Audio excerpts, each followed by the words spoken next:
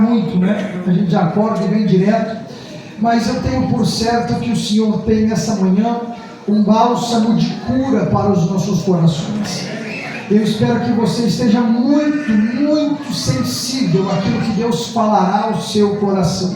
Eu prometo ser bem didático, bem pontual. Talvez essa não seja uma mensagem que você vai pular, talvez você não vai dar boas rajadas de língua estranha, mas eu tenho certeza que o Senhor vai entrar dentro do seu interior e vai mexer com algumas áreas que precisam ser transformadas.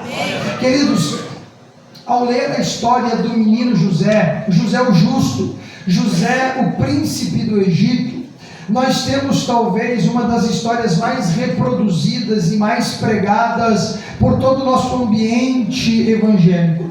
Eu tenho 100% de certeza que se você está dentro de uma igreja evangélica há pelo menos 6 meses, 1 ano, você já ouviu alguém falando sobre José? Você já ouviu algum louvor falando sobre a vida dele? Ou se você ainda não viu, eu tenho certeza que talvez você já deve ter assistido algum seriado na televisão, principalmente na TV Record, que falou sobre a vida de José. Mas o importante mesmo seria se você tivesse lido a história de José de maneira pontual. Então, queridos, olhem para mim, por favor, não perca a sua atenção. Eu pedi para que você mantivesse a sua Bíblia aberta, porque a história de José se inicia especialmente no capítulo de número 37. Porque o que temos aqui? Nós temos o início, e talvez a epígrafe da sua Bíblia começa dizendo sobre os sonhos de José. E eu tenho certeza que muitos pregadores que já pregaram sobre esse texto se referem muito sobre a história de José como um menino sonhador, não é verdade? Porque a história demonstra se iniciando José tendo um sonho, ou melhor, dois sonhos. Um sonho que ele colhe mais feixes de trigo que os seus irmãos, e os feixes de trigo dos seus irmãos se curvam diante dele.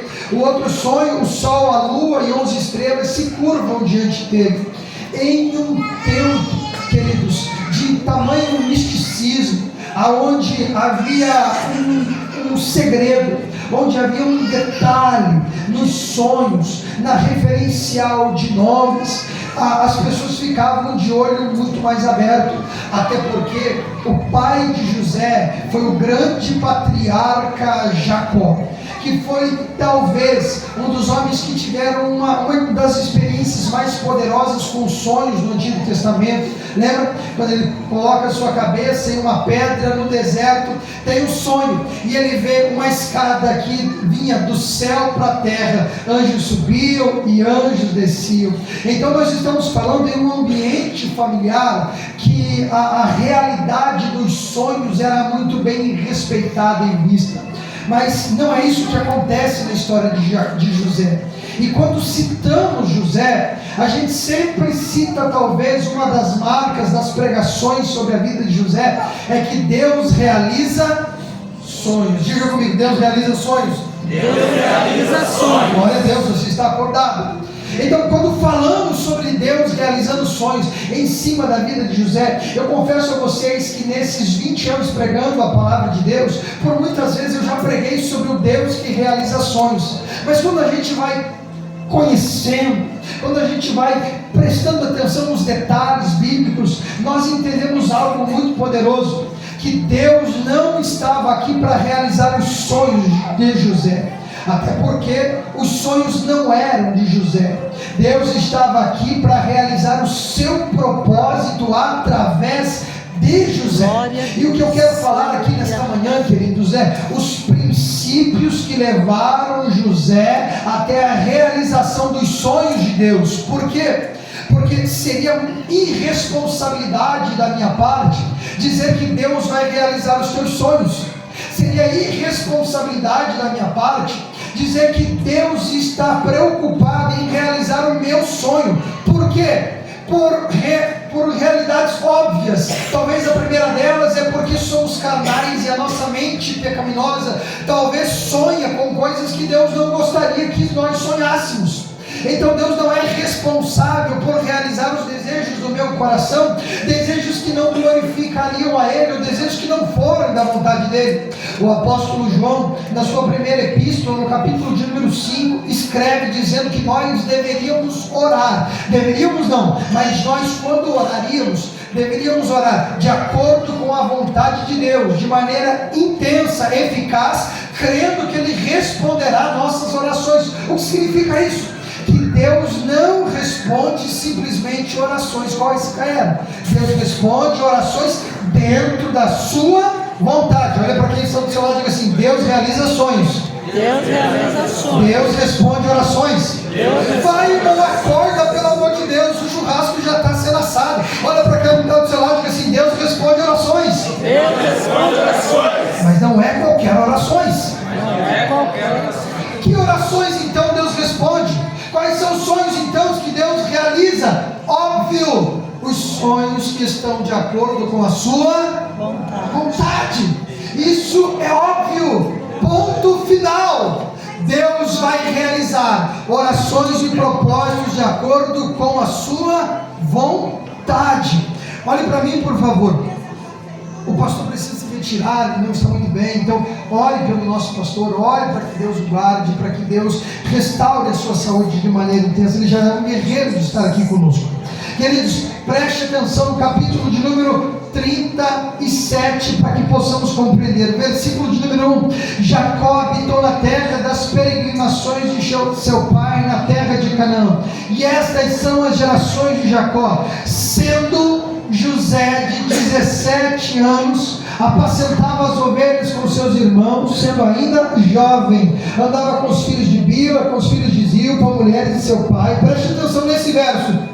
E José trazia má notícias de seus irmãos a seu pai. Versículo 3: E amava Israel mais a José do que a todos os seus outros filhos, porque era filho de sua velhice, e fez-lhe uma túnica de várias cores. Versículo 4: Vendo, pois, seus irmãos que o seu pai amava mais a José do que todos eles, o que está na sua Bíblia? O odiaram ainda mais, e não podiam falar com ele pacificamente. Queridos, antes de nós entrarmos na realidade dos sonhos, eu preciso atentar para um detalhe. Nós estamos falando de um homem de Deus chamado Jacó. Jacó nada mais é do que filho de Isaac, neto do patriarca Abraão. Toda vez que Deus se referencia a falar, a se apresentar no Antigo Testamento, como é que Deus faz? Deus de Abraão, Deus de Isaac e Deus de Jacó, porque Deus é um Deus geracional, Deus é um Deus de história, Deus é um Deus de legado, Deus é um Deus de homens que fazem história. Então Jacó é ou não é um homem de Deus? Isso é inegável.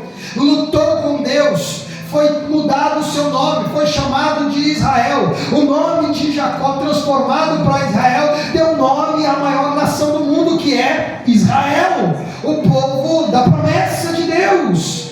Só que o que acontece aqui? Ele tem um filho chamado José, que é filho da sua velhice, com a mulher que ele amava, que era Raquel. Depois disso ainda teve um outro filho chamado Benjamim, filho de Raquel. Raquel morre no parto, mas a Bíblia diz, Benjamim ainda bebê, a Bíblia diz que nesse momento José era informante, o fofoqueiro de casa, 17 anos de idade. Os irmãos iam trabalhar e tudo que os irmãos faziam, ele via e dedurava ao pai: irmão, isso não vai dar certo. Você que é mãe, você que é pai de muitos meninos, sabe que os meninos são terríveis. E se tem uma lei irrevogável, é que ninguém dedura ninguém para o pai. Se você dedura para o pai quebra, o pau quebra depois. Isso é lei de irmãos. Faz parte da unidade, faz parte do relacionamento de irmãos, irmão.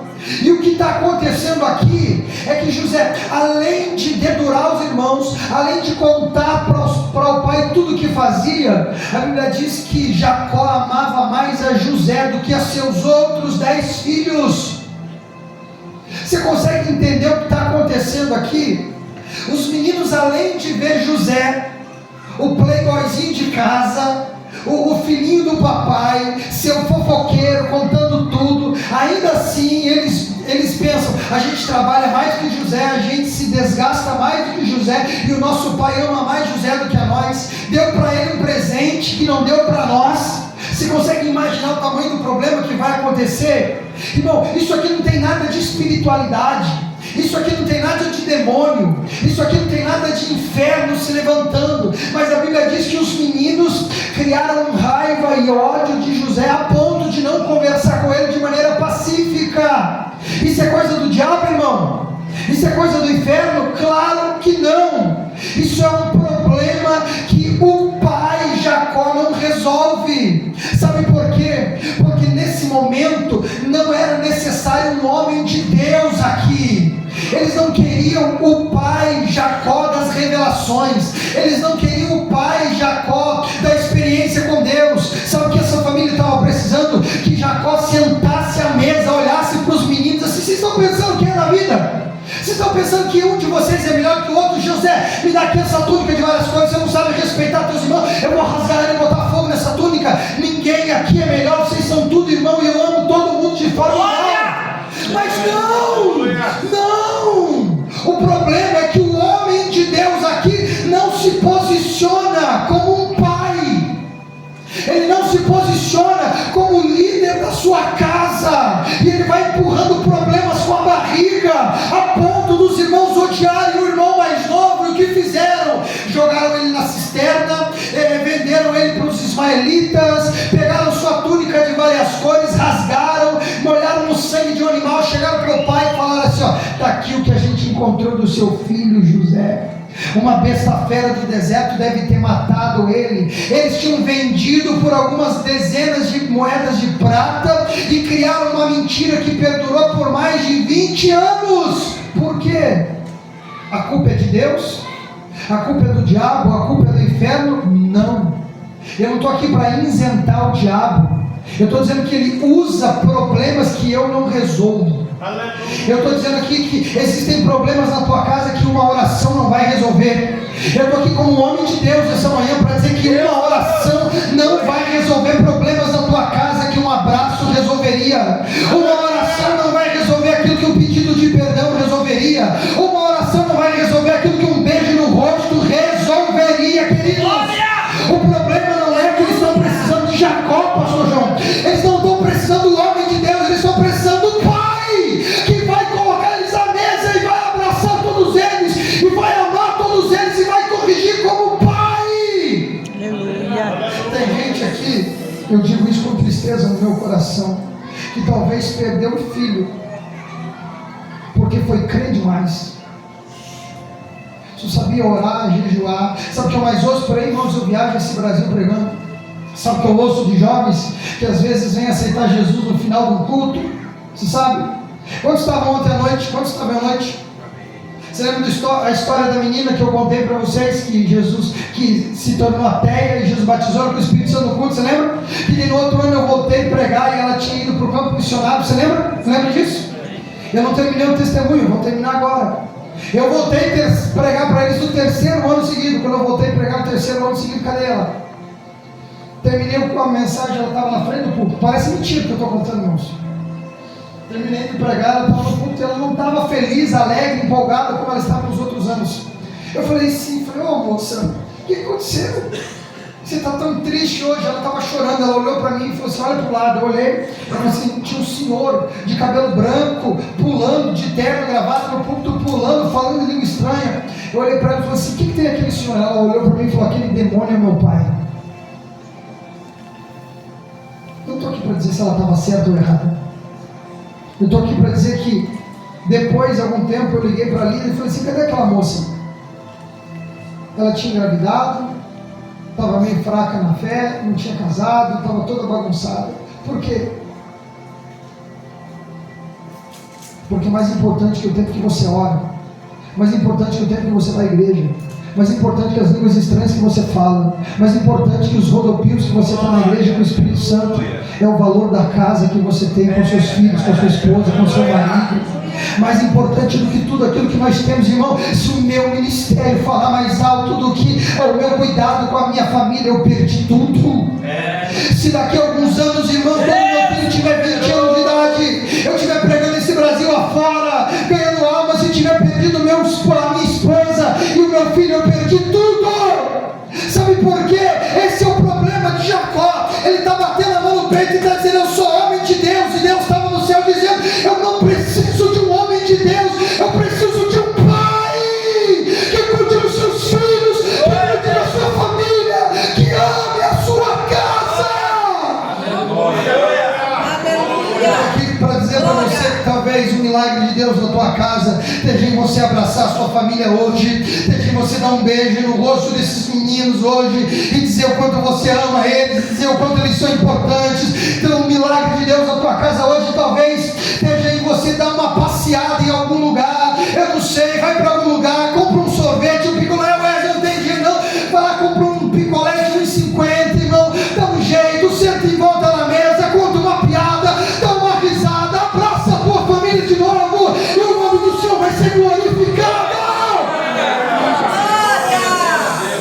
Sabe por quê? Porque é isso que nós precisamos. Você consegue entender que o problema foi estabelecido porque Jacó não se posiciona numa posição de pai que lhe era necessário se posicionar.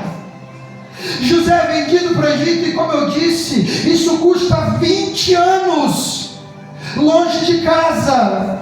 Mas tudo bem, vá para o capítulo 39, por favor.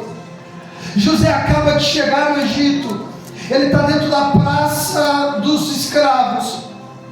Eu não sei quanto tempo depois, eu não sei quantas viagens, mas agora ele está na praça dos escravos, todo sujo, menino, ainda forte, talvez um pouco mais magro, mas sem nenhum defeito, sem nenhum problema. Então José era talvez a moeda de troca mais poderosa que tinha naquele mercado de escravos, porque os outros escravos talvez já vinham de uma vida de escravidão, mas José era um menino bonito, um menino saudável, um menino inteligente, que sabia se portar bem, que tinha padrão, que tinha equilíbrio, postura. E o capítulo 39 diz assim: José sendo levado ao Egito, Potifar, oficial de Faraó, capitão da guarda, homem egípcio, comprou das mãos dos ismaelitas que o tinham levado para lá.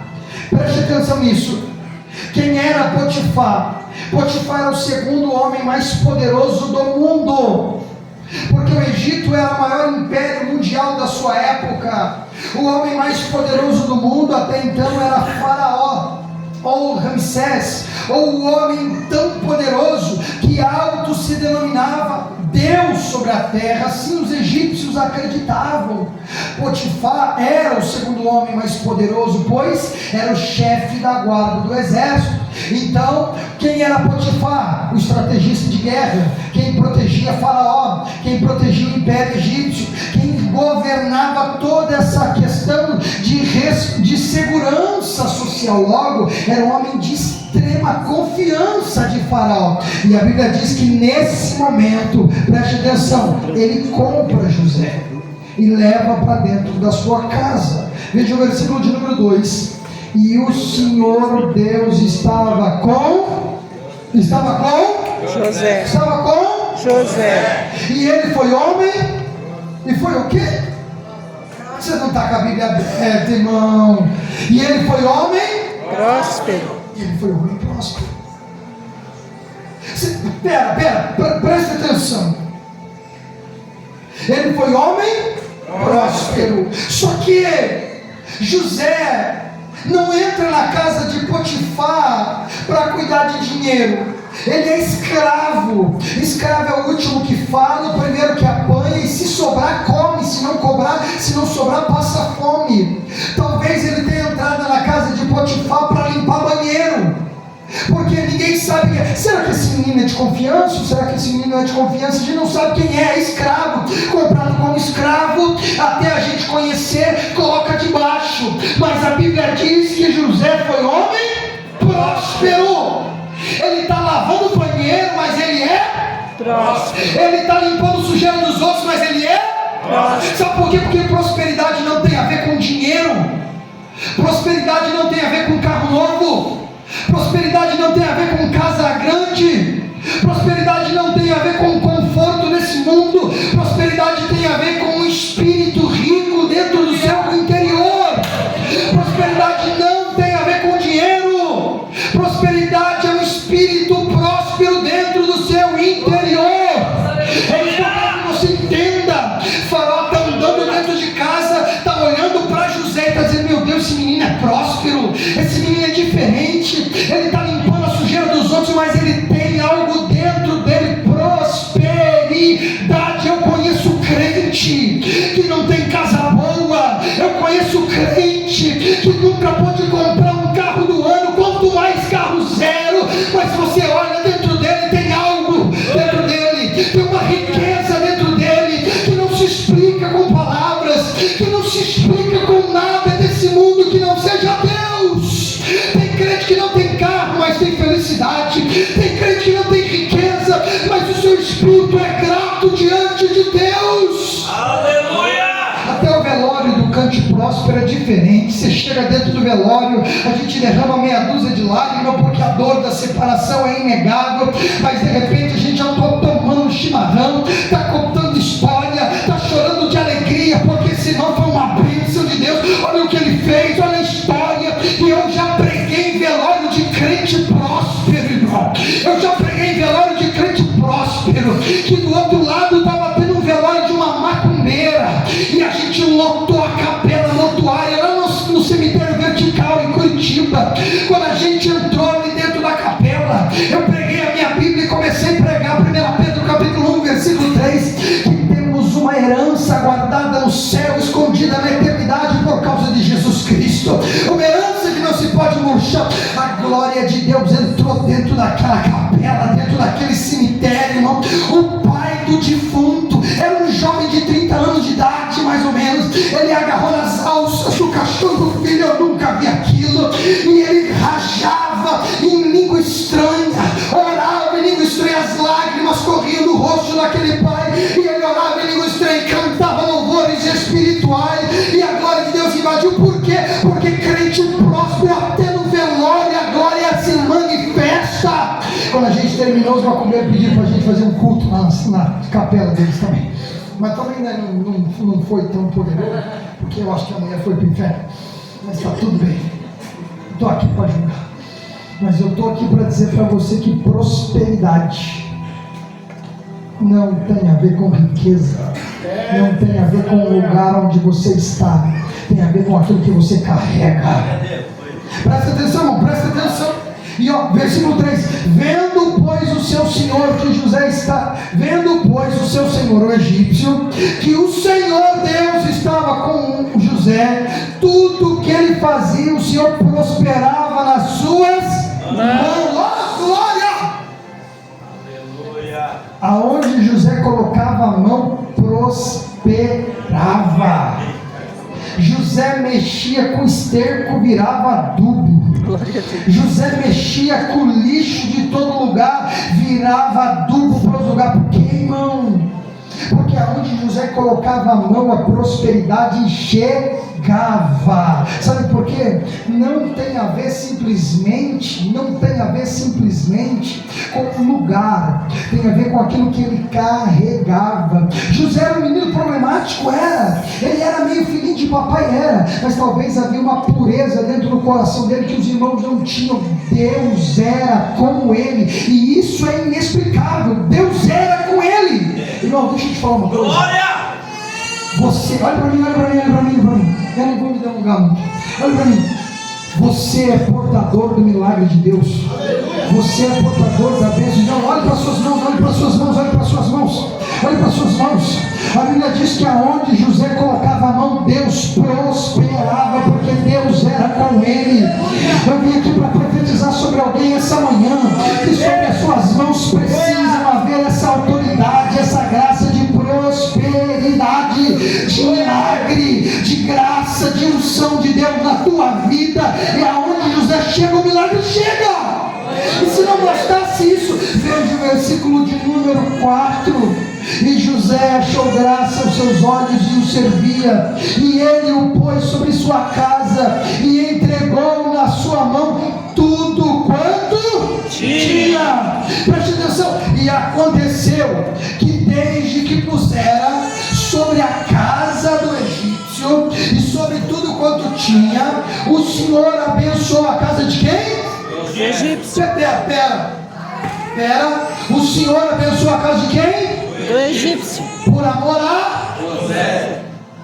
E a bênção do Senhor foi sobre tudo o que tinha na casa e no campo. Então quer dizer que Deus está prosperando a casa do egípcio por causa de José. O egípcio é crente, sim ou não? Não. O egípcio é mundano. E posso falar mais do que mundano. O egípcio era extremamente idólatra a deuses terríveis que nós gastaremos hora para citar todos eles. Ele era idólatra, ele era profano, mas Deus abençoou a casa dele, sim ou não? Sim. Por causa de José. E Deus não vai abençoar a sua casa por quê? E Deus não vai prosperar a sua casa por quê? Aleluia. Irmão, ou eu estou louco, ou a Bíblia é mentirosa, ou a gente está errado. Porque a bênção de Deus não estava sobre o egípcio, mas Deus olhava José e dizia assim: eu amo esse menino está na minha presença, esse menino tem sido reto, íntegro, então eu vou abençoar ele, e todo mundo que estiver ao redor dele será abençoado. Você está entendendo aqui, irmão? Que tem crente que aonde chega traz perturbação, tem gente que aonde chega traz fofoca, tem gente que aonde chega traz miséria, tem crente que eu não gosto de conversar, tem crente que eu não gosto de estar perto, sabe? Tem crente que eu chego e só diz assim: ô meu pai do Senhor, como é que você está? Tudo bem? Ó, tchau, tchau e benção, porque não dá para ficar perto, porque é um poço de miséria. Você sai amargurado, você sai carregado, você sai quase que entristecido, é alguma coisa estranha, é inegável. Mas tem crente não, tem crente que você chega perto e diz: ô pai do Senhor, como é que você está? E o irmão diz assim: não, mas eu estou com pressa. Não, mas como é que conta uma bênção? Por quê? Porque parece que a presença dele envolve o ambiente, parece que a presença daquele crente muda a realidade, sabe? Por quê? Porque só a palavra dele traz paz para o nosso coração, parece que só o aperto de mão dele traz alegria. Aquela pessoa que quando bate palma na frente da tua casa, você não sabe por que ele vem, mas você já fica feliz porque ele é uma bênção. Irmão, eu estou aqui para dizer que você é uma fonte de milagres de Deus aonde você passar. Você precisa ser uma fonte de milagres de Deus aonde você estiver, e não importa se é na casa de Potifar, e não importa onde esteja. Crente que é abençoado, onde chega o ambiente muda, crente que é abençoado, onde chega a história muda, o ambiente transforma, a tristeza vai embora, a alegria chega. Por quê? Porque ele não vem sozinho, o céu vem junto com ele, a graça de Deus vem junto com ele. Deixa eu perguntar para você: o que é que as pessoas sentem quando você liga para elas? O que é que as pessoas sentem quando você fala com elas? Agora vai o segredo, versículo de número 6: e tudo quanto tinha este Potifar, e tudo quanto tinha deixou na mão de José, de maneira que ele nada sabia do que estava com ele, a não ser do... Sabe o que está acontecendo aqui, irmão? Uma coisa é você administrar os meus bens, uma coisa é eu te entregar o meu dinheiro. Mas vai dar risada aqui, né? Outra coisa é você administrar a casa de Potifar, porque na casa de Potifar tinha um cofre dos segredos de guerra. Na casa de Potifar tinha toda a estratégia de guerra do Egito. Se José fosse uma má pessoa, ele abria o cofre, tirava tudo, vendia para os inimigos venciam o Egito, porque dentro dos segredos que estavam ali tinha os becos de acesso. as portas de acesso, os lugares de fuga, sem contar no dinheiro, na riqueza, nas pedras preciosas, numa casa milionária, se não dizer bilionária. Mas o texto que nós acabamos de ler, o que está falando na sua Bíblia? Potifar tudo o que tinha confiou às mãos de José, de maneira que, tendo-o por mordomo, de nada sabia, além do pão que se alimentava. José era formoso, de porte e de aparência. Oh, glória! Você consegue entender, irmão? Que Potifar sentava na mesa e a única coisa que ele sabia era do pão que estava na mesa. Ele não se preocupava se José pagou as contas, ele não se preocupava se José tinha feito investimento, ele não sabia do tamanho da sua riqueza, porque José cuidava de tudo. Olha para mim, olha para quem está do céu e diz assim: José cuidava de tudo. Deixa eu descer agora, porque eu vou ser provocativo agora dentro da palavra de Deus. José sabia de tudo, porque José era digno de confiança. José era digno de confiança, credibilidade, confiança, credibilidade e confiança. Deixa eu te perguntar uma coisa. Se José tivesse quebrado a confiança de Potifar e se mostrado uma pessoa de não confiança, você acha que Deus teria entregue o governo do Egito para ele? Ser fiel sobre o pouco, que sobre o muito eu te colocarei. Só que o problema é que a gente pensa ser fiel no pouco, é que se Deus está me dando pouco, eu preciso agradecer. Não é apenas isso. Ser fiel é ser confiável, é ser de credibilidade. Deus jamais iria entregar o governo do Egito para cuidar de todo aquele povo se José não fosse digno de confiança e credibilidade. Sabe, por isso que eu digo que o texto de José não tem nada a ver com Deus realizando sonhos, tem a ver com Deus testando princípios de José, para ver se ele poderia acreditar em José e lhe proporcionar um ambiente de maior autoridade. Irmão, tem gente aqui nessa noite que nunca vai poder receber grandes bênçãos de Deus. Tem gente aqui nessa noite, nessa manhã, que nunca vai poder receber grandes milagres de Deus. Sabe por quê? Porque talvez Deus não possa confiar em nós. Por que é que Deus vai me entregar grandes bênçãos se eu não sou digno de confiança? Por que é que Deus vai me confiar grandes riquezas se eu não sou digno de credibilidade? Se eu roubarei o Senhor, se eu usurparei o Senhor?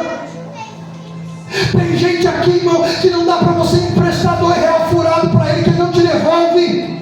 Tem gente aqui que mente, tem gente que engana, tem gente que é maledicento, invejoso no seu coração. Daí ora e diz: Senhor, me abençoa, realize meus sonhos. E Deus está olhando os céus assim: eu preciso confiar em você, eu preciso acreditar em você. Demonstra para mim que eu posso confiar, que então eu te entrego os tesouros. Eu vim aqui para confrontar você nessa manhã, para dizer que talvez você esteja perdendo bênçãos de Deus, porque Deus ainda não confia em nós, porque Deus ainda não pode confiar nas suas riquezas em nós, porque nós temos problemas que não foram solucionados no nosso caráter e na nossa alma. Eita glória! Mas José é digno de confiança. Não, olha só, a ponto de um dia a mulher de Potifar olhar para José e se apaixonar por ele e dizer assim: eu vou agarrar esse menino. E ela não era uma mulher feia, o egípcio era muito vaidoso, ela era uma mulher de aparência. E ela encontra José em um dos cômodos da casa, porque José tinha a chave de tudo. Então talvez ela arquiteta um lugar de segredo. E quando ela chega perto de José, José diz assim: o que precisa, minha senhora? E ela diz: eu não preciso de nada, deita-te comigo, fica comigo, ninguém vai saber. O meu marido confia em você, todo mundo confia em você, ninguém vai duvidar da tua confiança. Deita comigo. A Bíblia diz que ela não simplesmente fala, mas ela agarra José, e José sai correndo dela, e a capa de José fica na mão dela. Sabe por que José correu? José correu porque ele ficou com medo. Você acha que ele não teve deitar com ela? É claro que teve, ele era homem. Mas ele corre dela, porque existem situações que você não negocia. Existem situações que não tem conversa. Existem situações que você não abre uma flexibilização. É preciso, é 880, é preto no branco, é sim ou não. Se você negociar com o pecado e com a tentação, ela te engole, ela te destrói. E José, quando sentiu os hormônios dele alvoroçarem, ele corre, ele foge, a ponto da mulher sair gritando: José tentou me abusar, José tentou me abusar. E o que vale mais, a palavra de José ou a palavra da esposa do segundo homem mais poderoso do Egito? É claro que da esposa. José vai para a cadeia. Sabe quanto tempo dura a cadeia? Aproximadamente 10 anos. Justa ou injustamente? Injusta. Justa ou injustamente? Injustamente. 1, 2, 3. Justa ou injusta? Injustamente. Injustamente para mim e para você que somos seres humanos. Injustamente para mim e para você que queremos tudo dentro da nossa régua e da nossa balança. Deus não é injusto com ninguém. Então quem estava governando a vida de José, o justo, não era o homem. Quem estava governando a vida de José não era o ser humano, nem Potifar. Se fosse Potifar, eu diria que era injustamente, mas como era Deus, é Deus olhando para José e diz assim: eu preciso quebrar o espírito de vingança que tem em você. Wesley, é loucura? Não é loucura. Sabe por quê? Porque em nenhum momento você vai ver a Bíblia dizendo assim: e pesou Deus a mão sobre a mulher de Potifar. Tem isso? Não tem. Deus foi pegar a mulher de Potifar pela mentira dela, sim ou não? Sabe por quê? Porque Deus não estava nem aí para a mulher de Potifar. O propósito de Deus era José. Era preparar José para aquilo que ele iria viver. Então ela continuou comendo caviar, ela continuou indo para o melhor salão, ela continuou vivendo a vida dela, enquanto José foi para a cadeia ficar quase 10 anos. Sabe por quê? Porque Deus estava moldando e testando José. Deus estava trabalhando em José, fazendo dele um homem forte, quebrando o espírito de vingança. José, você não está pronto para chegar no lugar que eu te quero. Sabe por quê? Porque todo lugar grande que Deus deseja nos levar, todos os grandes milagres que Deus deseja nos entregar, demandam um tempo de preparação, demandam um tempo de amadurecimento e crescimento. Se José murmura, ele quebra o processo, volta no início e perde a bênção. Mas José não murmura, José não reclama, José não xinga, José apenas amadurece e cresce. Irmão, para de reclamar, para de murmurar, irmão. É Deus moldando a tua vida, é Deus amassando o vaso, é Deus formatando a tua vida para que você cresça, para que você aprenda. Eu sei que é difícil, eu sei que é loucura, eu sei que por vezes parece injusto, eu sei. Mas ou você acredita que Deus está no controle, ou você acredita que tudo é um acaso na sua vida. E quando isso acontece, a Bíblia diz, olha que interessante, a Bíblia diz o seguinte, que José, quando chega na cadeia, quando ele chega na cadeia, no capítulo de número 40, ele se torna o carcereiro mor. Capítulo 39, versículo de número 23. Presta atenção. Não, vamos ler o 22. O 22. Ou não, vamos para o 21. Meu Deus, é tanta riqueza aqui. O 21. O Senhor Deus estava com José e estendeu a mão sobre ele, a sua benignidade, e deu graça aos seus olhos diante do carcereiro mor. Presta atenção, 22. E o carcereiro mor entregou na mão de José todos os que estavam na cadeia, e ele ordenava tudo que se fazia ali. Presta atenção, irmão. E o carcereiro mor não teve cuidado, preocupação de coisa nenhuma que estava na mão de José, porque o Senhor Deus estava com José, e tudo que ele fazia, o Senhor prosperou. Oh glória! Ele está limpando o banheiro e Deus está prosperando. Ele se torna mordomo da casa de Potifar, Deus está prosperando. Agora alguém manda ele para a cadeia e Deus continua prosperando. Oh, aleluia! Se não bastasse isso, veja, presta atenção. Ele chega na casa de Potifar, Potifar entrega tudo na mão dele, não é? Você manda em tudo. Agora ele chega na cadeia, o carcereiro olha para José e entrega tudo na mão dele. Está entendendo? Está aqui José, ele é a chave, quem deu uma chave? Uma chave? A minha, pode ser. Imagine que isso aqui é o molho de chaves, o molho de chave da cadeia. Chega para José e diz: José, faz o seguinte, você cuida da cadeia, você cuida dos presos, você cuida de tudo, eu confio em você. Eu não te conheço, mas aonde você coloca a mão, você prospera. Vem, José, vem, ó. Daí José fazia o seguinte: estenda a mão, abre a cadeia, você está dentro da cadeia, ó, coloca a mão para lá de fora, rapaz, isso, olha lá, ó José, abre a cadeia, abriu, abre a cela, abre, vem comigo. Pergunta para os meninos: está todo mundo bem? Tá todo mundo bem, hein? Você viu o café?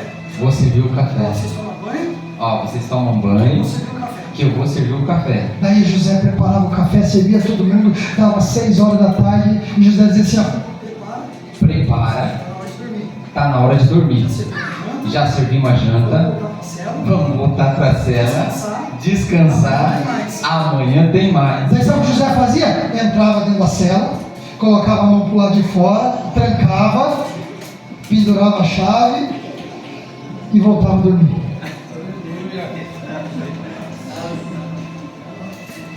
Daí você vai dizer para mim que o problema é onde você mora.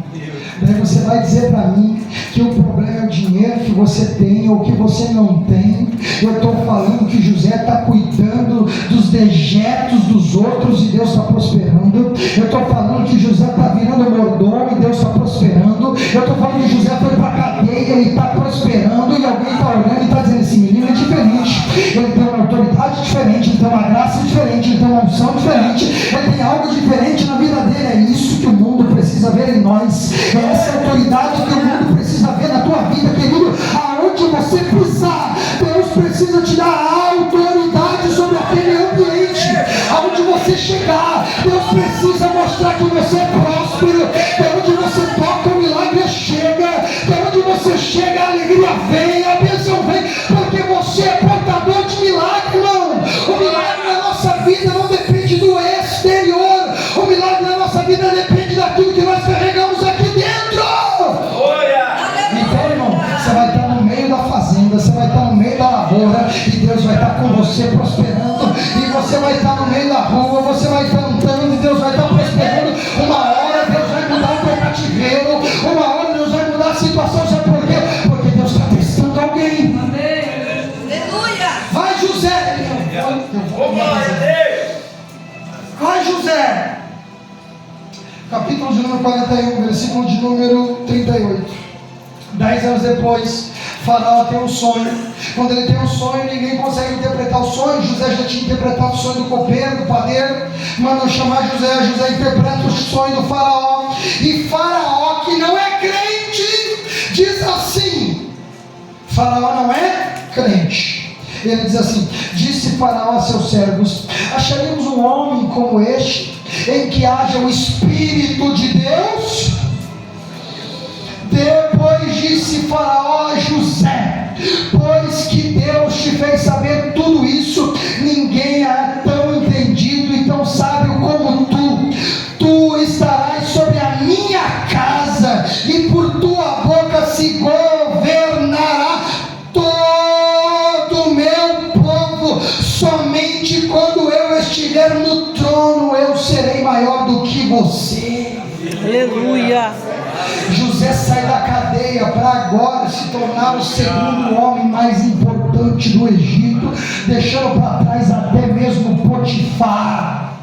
Só que o que me encanta é o versículo 38, que Faraó, sem ser crente, olha e diz assim: eu sei que em ti habita o Espírito de Deus. Ele não é crente, ele não conhece Deus. Mas quando José sai da cadeia e abre a boca e começa a falar, o homem ímpio está olhando para aquele menino e está dizendo: esse menino é diferente, esse menino tem algo na vida dele, só pode ser o maior Deus de todo mundo que está sobre a vida de José. Glória a Deus. Irmão, alguém precisa ver Deus na sua vida por onde você passa. Quando ele entrega governo na mão de José, ele se torna o mais poderoso do Egito. Quando o faraó sai do trono, quem manda em tudo é José. Quando o faraó volta para o trono, o faraó bate continência, o José bate continência para faraó, mas só quando ele está no trono. O tempo passa, 7 anos de vacas gordas, 7 anos de vacas magras. O período de vacas gordas passaram, agora já fazia 2 anos de seca e de fome em todo o mundo. Fazia mais de 9 anos que José era governador do Egito. Ele ficou quase 10 anos preso, ficou quase agora mais de 20 anos sem ver a família. Se não bastasse isso, chegamos agora ao capítulo de número 45, que eu vou encerrar. Quando chega o capítulo de número 45, já tinha acontecido dos irmãos de José ir comprar comida no Egito, e todos nós conhecemos a história. Eles não conhecem José, porque José agora está com toda aquela indumentária, aquelas roupas, aquelas perucas que os egípcios usavam, e você já viu as fotos de como era. José está diferente. Os irmãos pensam que José talvez até poderia estar morto, ou em algum lugar do mundo, mas não. Agora o irmão vendido como escravo é governador. Chegamos no texto que lemos no início desta mensagem. José chama todos os seus irmãos para a sala do seu governo. Coloca todos os seus irmãos de ordem crescente, do menor para o maior, sentado à mesa. De repente José pede para que todo mundo saia. Quando ele pede para que todo mundo saia, ele começa a chorar. As portas estão fechadas, as janelas estão fechadas, e José chora. E todo o Egito ouviu o seu choro, e toda a casa de Faraó ouviu o seu choro, porque naquele momento ele coloca para fora toda a dor que ele estava sentindo, toda a angústia que ele estava sentindo. E foi fácil? É claro que não. Foi fácil enfrentar aqueles 20 anos de luta? Claro que não. Ele chorou escondido, chorou. Ele sofreu, mas ele não soltou as mãos da sua fé em Deus. Ele não reclama, mas chegou um momento que ele precisava extravasar a tua dor, extravasar a sua angústia. O que ele faz? Ele está chorando, os irmãos não sabem o que está acontecendo, e ele dá um grito e diz assim: eu sou José, vive ainda meu pai, vive ainda meu pai. Os irmãos ficam atônitos, sem saber o que fazer. Ele tira a indumentária. Os meninos assim: agora nós vamos morrer, agora ele vai jogar a gente na cadeia, agora ele vai acabar com a nossa vida, porque a gente vendeu ele como escravo. José não faz isso. O coração de José está curado. O que ele faz? Ele aproxima os irmãos para perto de si. Aleluia. Porque um coração curado não afasta pessoas, um coração curado aproxima pessoas. Ele aproxima os seus irmãos e diz: eu sou José. Glória a Deus. E ele diz talvez a palavra mais poderosa de toda a sua vida: não pesem os vossos olhos por haverem me vendido para cá. Não tenham remorso do que vocês fizeram para cá, porque não foi vocês que me mandaram, foi Deus que me trouxe para cá. Ele entendeu que Deus estava no controle de toda a sua vida, e agora ele lança a palavra e diz assim: eu já vos perdoei. Glórias a Deus. Porque Aleluia. doeu, machucou, me feriu, mas eu já vos perdoei. É aqui eu entendo porque Deus escolhe José e não Judá. Aqui eu entendo porque Deus escolhe José e não Rubem, e não escolheu Issacar. Por que escolheu José? Porque José tinha um coração perdoador. A ponto de ele dizer: Deus me trouxe para cá para preservação da vida, para preservar a vida de vocês. Eu sofri para preservar a vida de vocês, que eu estou aqui. Você consegue entender isso? Que o coração perdoador de José salva vidas, que o coração perdoador de José salva a vida dos seus irmãos, da sua família, do seu velho pai que estava lá na Mesopotâmia. Você consegue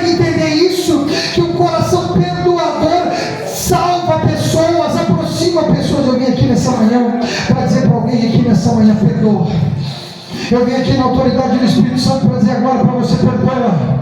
Eu não sei a dor que você passou, eu não sei a angústia que você passou, eu não sei as tristezas que você enfrentou, mas eu sei que um coração livre de amargura, um coração livre de revolta, um coração livre da dor, do trauma, é um coração perdoado, é um coração curado por Deus, que pode transformar famílias, que pode transformar vidas, que pode salvar pessoas. Ei, eu não sei qual é a dor enfrentada, eu não sei qual é a angústia enfrentada, eu não sei qual é a tristeza enfrentada, mas eu sei que se você tiver coragem de liberar perdão, Deus pode sarar a tua casa, Deus pode sarar a tua família, Deus pode sarar os teus coração aqui nesta manhã.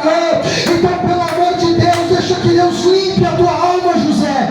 Deixa que Deus perdoe o teu coração, José. Para de ficar reclamando, dizendo que é culpa de A, que é culpa de B, que é culpa de ciclano, que é culpa de Beltrano. Não, começa a entender que Deus estava moldando a tua vida. Começa a entender que Deus estava moldando o teu coração. Começa a entender que Deus estava te preparando para algo maior amanhã. Hoje você não entende, hoje você não compreende, mas é Deus curando a tua alma. Amém. Aleluia. Tem gente que talvez está sofrendo, tem gente que